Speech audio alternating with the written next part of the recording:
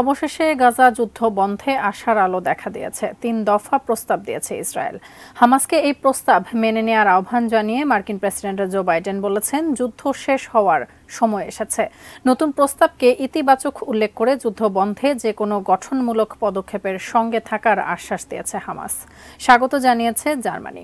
আরও জানাচ্ছেন শাওন মাহফুজ। গাজায় দীর্ঘ ৮ মাস ধরে বর্বর ইসরায়েলের নৃশংসতার অবসান হওয়ার সুযোগ হাতছানি দিতে শুরু করেছে। যুদ্ধ স্থায়ীভাবে বন্ধের উদ্দেশ্যে ৩ দফা প্রস্তাব দিয়েছে ইসরায়েল। তাদের প্রস্তাব মেনে নিতে হামাসের প্রতি আহ্বান জানিয়ে মার্কিন প্রেসিডেন্ট জো বাইডেন বলেছেন, এই যুদ্ধ শেষ হওয়ার সময় এসেছে। শুক্রবার হোয়াইট হাউসে সাংবাদিকদের সঙ্গে আলাপে বাইডেন বলেন, নতুন এই প্রস্তাবে গাজায় পুরোপুরি যুদ্ধবিরতি কার্যকরের সুযোগ রয়েছে। এখনই সময় সিদ্ধান্ত নেয়ার। হামাসের সামনে প্রমাণ করার সুযোগ এসেছে তারা আসলেই যুদ্ধবিরতি চায় কিনা।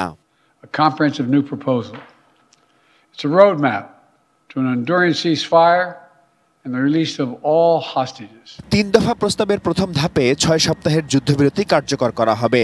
এ সময়ে গাজার সব জনবহুল এলাকা থেকে ইসরায়েলি সেনা সরিয়ে নেওয়া হবে। নারী, বয়স্ক ও আহত জিম্মিদের মুক্তি দেওয়ার বিনিময়ে ইসরায়েলে বন্দী থাকা কয়েকশো ফিলিস্তিনিকে ছেড়ে দেয়া হবে।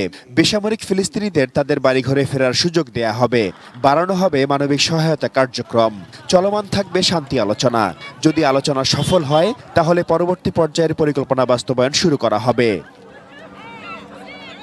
দ্বিতীয় পর্যায়ে বাকি জিম্মিদের মুক্তি দেওয়ার বিনিময়ে গাজা থেকে সর্বশেষ ইসরায়েলি সেনাকেও সরিয়ে নেওয়া হবে। তৃতীয় পর্যায়ে জিম্মিদের ফেরানোর প্রক্রিয়া পুরোপুরি শেষ করা হবে। গাজার পুনর্গঠন পরিকল্পনা বাস্তবায়ন শুরু করা হবে। যুক্তরাষ্ট্র ও আন্তর্জাতিক সহায়তায় বাড়ি, বিদ্যালয় ও হাসপাতাল পুনর্নির্মাণ করা হবে। ইসরায়েলের ৩ দফা প্রস্তাবকে ইতিবাচক উল্লেখ করে যুদ্ধ বন্ধে যে কোনো গঠনমূলক পদক্ষেপের সঙ্গে থাকার আশ্বাস দিয়েছে হামাস। নতুন প্রস্তাবকে স্বাগত জানিয়ে জার্মানির পররাষ্ট্রমন্ত্রী আনালেনা বেয়ারবক বলেছেন, হামাসের সামনে তাদের প্রতিশ্রুতি প্রমাণ করার সময় এসেছে। এদিকে ইসরায়েলের প্রতি সমর্থনের অংশ হিসেবে নেতানিয়াহুকে কংগ্রেসে ভাষণ দেওয়ার আমন্ত্রণ জানিয়েছেন শীর্ষ মার্কিন আইন প্রণেতারা।